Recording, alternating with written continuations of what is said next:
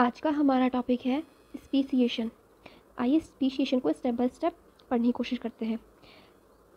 First, initially identical populations must diverge and then reproductive isolation must evolve to maintain these difference. ठीक है, मैं इसको समझाने की कोशिश करती हूँ। जैसे मान लीजिए कि ये एक आइलैंड है, ये एक आइलैंड है, आइलैंड ए। ठीक है, इसमें आइडेंटिकल पॉपुलेशन है एक स्पीशीज़ की। देखिए टर्म्स को देखिए, आइडेंटिकल पॉपुलेशन है। मान लीजिए मैं एक स्पीशीज़ बनाती हूँ, ये आइडेंटिकल है एक दूसरे से। ठीक है, ये मैंने इस तरह से सेम स्पीशीज़ बना दी। अब क्या हो सकता है, मान लीजिए कि इनमें से ये कुछ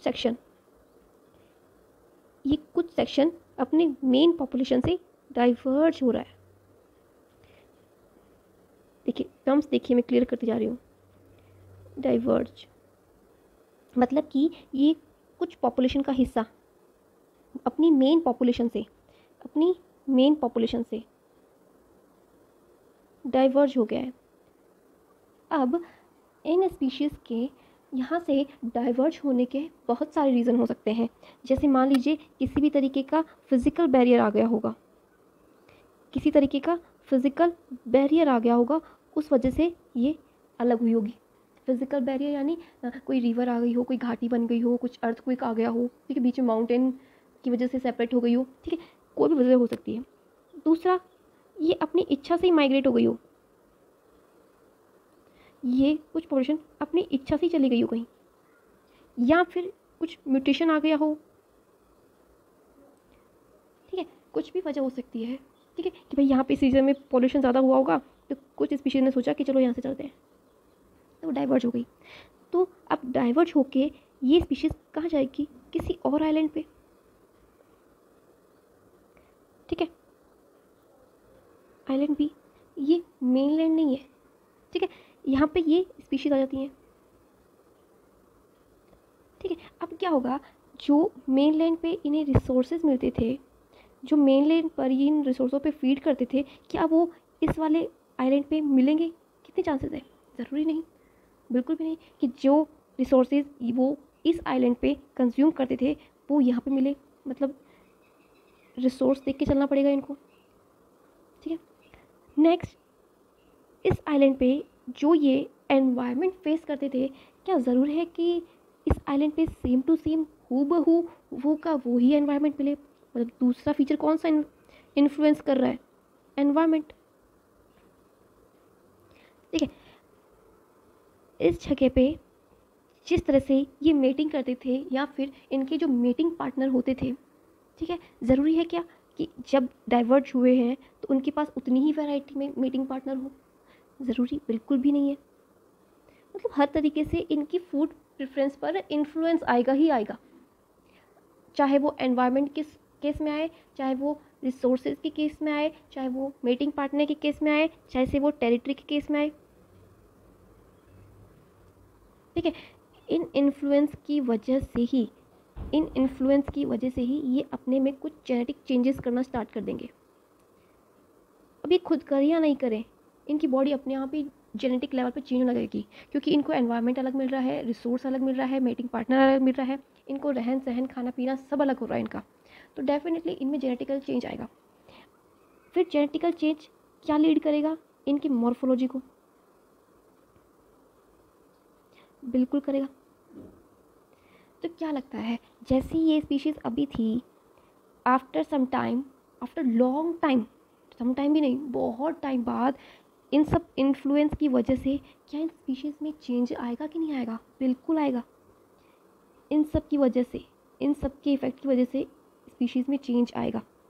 तो कुछ टाइम बाद इस आइलैंड की स्पीशीज़ कुछ अलग दिखने लग जाएगी, चाहे मॉर्फोलॉजिकली हो, चाहे जेनेटिकली हो, क्योंकि इनमें वेरिएशन आने लग जाएंगे। तो ये एक तरह से अलग तरह की ही स्पीशीज़ हो गई है। तो ये इसी की ही, ये स्पीशीज़, यहाँ की स्पीशीज़ और यहाँ की स्पीशीज़ सेम थी एक टाइम पे, बट आफ्टर डाइवर्जेंस ये बदल गए, ये अपने आप को इवॉल्व कर लिए। तो क्या लगता है, अब ये स्पीशीज़ और ये स्पीशीज़ कभी मेट कर पाएंगे? नेवर। ये स्पीशीज़ और ये स्पीशीज़ आपस में ब्रीड कभी नहीं कर पाएंगे। इसे ही बोलते हैं रिप्रोडक्टिव आइसोलेशन। क्लियर हो गया? मतलब कि ओवरऑल क्या कह दिया इन्होंने कि वन और more new species form from an existing species, मतलब इस स्पीशीज से दूसरी स्पीशीज का फॉर्मेशन फाइनली हो ही गया। तो स्पीशीशन के चलिए पार्ट स्टडी कर लेते हैं। ठीक है, पहला है एलोपैट्रिक स्पीशीशन। एलोपैट्रिक स्पीशीशन, एलो मीन्स अलग, मतलब डिफरेंट। आइए थोड़ा सा एलोपैट्रिक के बारे में जान लेते हैं। एलोपैट्रिक स्पीशीशन कैसे होता है इसके बारे में जानते हैं। एलोपैट्रिक जो स्पीशीशन होता है वो जियोग्राफिकल बैरियर की वजह से होता है। एक और सिंपल टर्म भी यूज़ कर सकते हैं, फिजिकल बैरियर की वजह से होता है, लाइक माउंटेन, कैनियन, रिवर, मतलब अर्थक्वेक भी हो सकता है, फ्लड भी आ सकता है, कुछ भी हो सकता है। जियोग्राफिकल बैरियर की वजह से ही ये पॉपुलेशन होगी, खुद की मन मर्जी से नहीं होगी अलग। अगर किसी तरीके का जियोग्राफिकल या फिजिकल बैरियर आया होगा उनके ऊपर, तभी वो एक स्पीशीज़ दो स्पीशीज़ में डिवाइड हो गई होगी। ठीक है, मतलब कि geographical isolation lead to genetic isolation. ठीक है, अब मैं इसको अच्छे से डायग्रामेटिकली समझाती हूँ इस एग्जाम्पल के थ्रू। यहाँ पे एक अपन एरिया ले लेते हैं। ठीक है, ये हंसता खेलता एरिया था, एरिया 1। ठीक है, यहाँ पे आइडेंटिकल स्पीशीज रहती थी स्क्वेरल की। ठीक है, ये सेम स्पीशीज है, ठीक है ना? ओके, ये सारी की सारी सेम स्पीशीज है। ठीक है, अब यहाँ पे क्या हुआ, कुछ टाइम बाद एक तरह का फिजिकल बैरियर आया। यहाँ पे हम फिजिकल बैरियर ले लेते हैं रिवर को। ये कुछ ऐसा हुआ कि यहाँ से रिवर आने लग गई, जिस वजह से इनमें डिवाइडेशन हो गया, ये दोनों डाइवर्स होने लग गई। कैसे? जो ये वाला था वो अलग बन गया। ठीक है, ये वाला एरिया अलग बन गया और ये वाला एरिया ड्यू टू रिवर अलग हो गया, सेपरेट हो गया। क्यों? क्योंकि बीच में आ गई कौन? रिवर। या फिर आप कैनियन भी ले सकते हैं, कोई घाटी का निर्माण हो गया होगा। ठीक है, इसमें आ गई, चलिए रिवर, या फिर एक तरह से घाटी का फॉर्मेशन हो गया या रिवर का फॉर्मेशन हो गया। ठीक है, तो क्या लगता है यहाँ की जो पॉपुलेशन है वो यहाँ जाएगी क्या, रिसोर्सेज को गेन करने या फिर किसी तरह के मैटिंग पार्टनर से मिलने? नहीं जाएगी। क्या लगता है कि यहाँ की जो पॉपुलेशन है वो इतनी रिवर क्रॉस करके इस पॉपुलेशन के पास जाएगी, इस एरिया के पास जाएगी कि इसको यहाँ पे इसका मैटिंग पार्टनर है क्या तो उसको लेने आ जाए? हाँ, कि यहाँ पे कोई रिसोर्सेज छूट गए इसके तो वो रिसोर्सेज लेने आ जाए? नहीं, क्योंकि इनके बीच में एक फिजिकल बैरियर आ गया है जिसको ये चाह के भी क्रॉस नहीं कर सकते। ठीक है, तो अब कुछ टाइम बाद क्या होगा कि यहाँ एरिया 1, यहाँ की स्पीशीज़ यहाँ के एनवायरनमेंट के अकॉर्डिंग, यहाँ के रिसोर्सेज के अकॉर्डिंग अपने आप को अडॉप्ट कर लेगी और ये बन जाता है एरिया 2। तो यहाँ पे जो स्पीशीज़ रह गई है वो इस एरिया के एनवायरनमेंट के अकॉर्डिंग, इस एरिया के रिसोर्सेज के अकॉर्डिंग अपने आप को अडॉप्ट कर लेगी। इन फ्यूचर अगर इन दोनों स्पीशीज़ को अपन मेट करवाना चाहेंगे तो इनके बीच रिप्रोडक्शन नहीं होगा, रिप्रोडक्शन बिल्कुल नहीं होने वाला।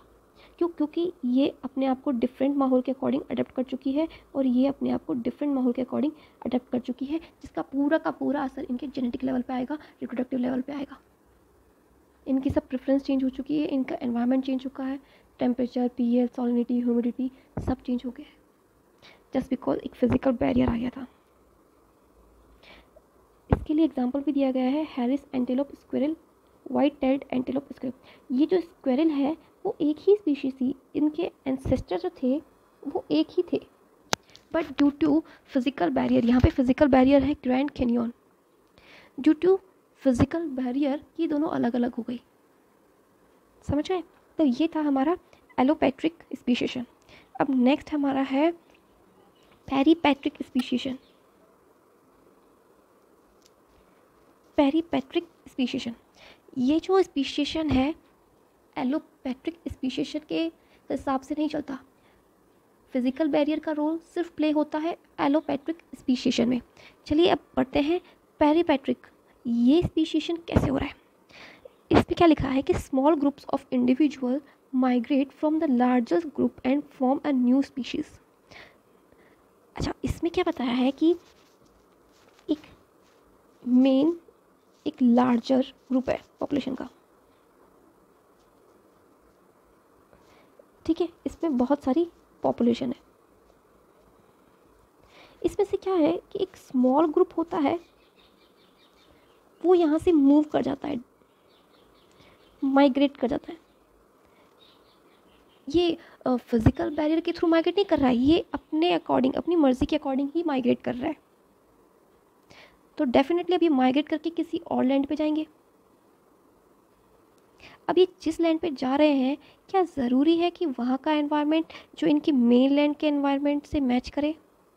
नहीं। यहाँ का रिसोर्स, मेन लैंड का रिसोर्स और न्यू लैंड का रिसोर्स मैच करे? बिल्कुल नहीं। ना तो एनवायरनमेंट मैच करेगा, ना रिसोर्सेज मैच करेगा, जिस वजह से इनमें जेनेटिक चेंज आएंगे। जेनेटिक चेंज आगे प्रोसीड हो जाएंगे रिप्रोडक्टिव आइसोलेशन में। समझ गए? तो पेरीपैट्रिक स्पीशीशन क्या होता है कि मेन पॉपुलेशन में से कुछ small group of population migrate कर जाती है कहीं और वहाँ जाके वो एक तरह से न्यू स्पीशीज़ फॉर्म कर लेगी। ठीक है, तो ये था हमारा पेरीपैट्रिक स्पीसीएशन। ठीक है, अब नेक्स्ट आता है हमारा पैरापैट्रिक स्पीसीएशन। पैरा मतलब बिसाइड, पैरी मतलब पेरीफेरी, किनारे पर, पैरा मतलब बिसाइड, पास में एकदम। इस स्पीशीशन को समझाने का या समझने के लिए सबसे बेस्ट तरीका है पॉल्यूशन को आप अज्यूम कर सकते हैं। पॉल्यूशन, इसके थ्रू ये वाला स्पीशीशन बहुत अच्छे से समझ में आएगा। पॉल्यूशन के थ्रू क्या है कि ये पैरापैट्रिक स्पीशीशन क्या कहना चाह रहा है कि मैं आपको समझाती हूँ अच्छे से। मान लीजिए कि यहाँ पे फैक्ट्री है, एक तरह से फैक्ट्री है, ठीक है। यहाँ से फ्लूइड केमिकल निकलता है एक रिवर में, एक सी में मान लीजिए, रिवर में मान लीजिए, कोई भी एक्वेटिक मीडियम मान लीजिए। यहाँ पे ये फ्लूइड, ये जो इसका वेस्ट है, लिक्विड मटेरियल, ये यहाँ पे फैल जाता है। तो अब इससे क्या होगा, इसके आसपास जो प्लांटेशन हो रखा है उस पर फ़र्क पड़ेगा। पड़ेगा कि नहीं पड़ेगा? क्यों? क्योंकि ये जो केमिकल्स हैं वो ये प्लांट्स अब्सॉर्ब करेंगे, बट इनसे थोड़ा सा दूर जो प्लांट्स हैं उन तक ये केमिकल नहीं पहुंच पाएंगे। मतलब इनके पास तो ये केमिकल नहीं रीच कर पाए, बट इनके पास ये केमिकल पहुंच गए। तो देखिए, एक ही जगह पे होने के बावजूद, ये दोनों एक ही रीजन में है, एक ही रीजन में होने के बावजूद भी देखिए कि ये वाली जो प्लांट की स्पीशीज़ है वो तो अफेक्टेड हुई, बट ये वाली प्लांट की स्पीशीज़ इफेक्ट नहीं हुई। तो क्या हुआ कि इनमें अलग फीचर आ गया, इनका जो टॉलरेंस लेवल था वो अलग हो गया। ठीक है, ये जो केमिकल के लिए जो टॉलरेंस लेवल था वो इसमें आ गया। तो क्या लगता है, अब ये टॉलरेंस वाली स्पीशीज़ इनके साथ रिप्रोडक्शन करेगी? नहीं, बिल्कुल भी नहीं करेगी। क्या ये इनके साथ करेगी? नहीं, बिल्कुल नहीं। मतलब सेम रीज़न में होने के बावजूद भी ये रिप्रोडक्शन नहीं कर पाएंगे। तो धीरे धीरे ये स्पीशीज़ अपना जोन अलग कर लेगी और ये वाली स्पीशीज़ अपना जोन अलग कर लेगी। ठीक है, जो पैरापैट्रिक स्पीशीशन है उसमें ना तो रोल होता है किसी भी तरीके के फिजिकल बैरियर का, ना ही ये माइग्रेट हो रही है, फिर भी ये अलग हो रही है। इसका रीज़न ये देखा एग्जांपल, इस तरह से ये अपने आप को अलग कर लेंगी। ये देखिए, अलग अलग अपने अपने स्मॉल ग्रुप्स बना लेगी, ये अपना अलग ग्रुप बना लेगा और ये अपना अलग ग्रुप बना लेगा। ठीक है, इसका एक एग्जांपल है, buffalo grasses develop tolerance to heavy metals like zinc and lead and become divergent from the adjacent population. मतलब कि बफेलो ग्रासेस, मान लीजिए इनको, मान लीजिए ग्रासेस हैं ये बफेलो ग्रासेस, इन्होंने लीड और जिंक का काफ़ी हाई अमाउंट में ऑब्जॉर्ब किया। इतना ऑब्जॉर्ब किया कि इन्होंने अपने आप को इस मेन पॉपुलेशन से ही अलग कर लिया। क्योंकि इनका टॉलरेंस लेवल इनके लिए आ गया था। समझ गए। अब लास्ट हमारा स्पीशीशन आता है, वो आता है सिम्पैट्रिक। मतलब सेम, ये एक ही जगह पर रहते हैं फिर भी रिप्रोडक्शन नहीं करते। देखो बाकी तीनों में तो एलो में भी अलग हो गया, पैरी में भी अलग हो रहे हैं और पैरा में भी अलग हो रहे हैं, बट सिम में अलग नहीं होते हैं, उसी जगह रहेंगे, सेम जगह रहेंगे, मतलब सेम जगह रहेंगे। यहाँ पे स्पीशीज़ ए रहेगी और यहाँ पे इसकी सिमिलर स्पीशीज़ रहेगी, बट फिर भी ये रिप्रोड्यूस नहीं करेंगे। इसकी बहुत सारी वजह हो सकती है कि इनकी मान लीजिए प्रेफरेंसेस चेंज हो रही हो, या फिर इनका बिहेवियर चेंज है, या फिर इनमें कोई म्यूटेशन आ गया है कि भाई इस पॉपुलेशन में किसी भी तरीके का म्यूटेशन आ गया हो, तो म्यूटेशन वालियों से थोड़ी ना ये स्पीशीज़ रिप्रोड्यूस करेगी, मेट करेगी। ठीक है, इसके लिए एग्जाम्पल गिवन है, some maggot fly feed on hawthorns and other feed on apples. मतलब एक मैगट फ्लाई लेते हैं, मतलब मैगट फ्लाई थी, ठीक है, यहाँ पे हाउथॉर्न का प्लांट था और यहाँ पे एप्पल का प्लांट था। ये प्लांट्स हाउथॉर्न एंड एप्पल का प्लांट सेम जैसे दिखते हैं और इन पे जो फ्रूट आते हैं वो भी सेम जैसे दिखते हैं। मैं बोल रही हूँ दिखने में सेम, बट एक्चुअल में हाउथॉर्न के फ्लावर्स अलग होते हैं एंड एप्पल तो हम सब जानते ही अलग होता है। तो कुछ मैगट फ्लाइज जो इन पे फीड करती थी, मैगट फ्लाई जो इन पे फीड करती थी, उनके जेनेटिक चेंजेस होने लगे अलग तरीके से, और जो बाकी मैगट फ्लाई जो कुछ इन पे फीड करती थी एप्पल पे, मैं यहाँ पे लिख देती हूँ, हाउथॉर्न एंड एप्पल, ठीक है, और जो इन पे फीड करती थी उनके जेनेटिक चेंज होने लग गए। जेनेटिक चेंजेस की वजह से ये रिप्रोडक्टिवली आइसोलेट हो गए। तो क्या अब यहाँ की जो मैगट फ्लाई है, यहाँ की मैगट फ्लाई से रिप्रोडक्शन करेगी? नहीं करेगी, क्योंकि ये अलग हो गई और ये अलग हो गई, एक ही जैसी है। मतलब मैगट फ्लाई एक ही टाइप की स्पीशीज़ है, एक ही जगह पर रहती है, बट फिर भी अपनी फूड प्रेफरेंस के अकॉर्डिंग, कि भाई अपनी अपनी फूड प्रेफरेंस के अकॉर्डिंग इनके अंदर अलग तरीके के जेनेटिक चेंजेस आ गए, जिस वजह से इनमें रिप्रोडक्टिवली आइसोलेशन हो गया। तो ये था स्पीशीशन के बारे में। ठीक है, थैंक यू।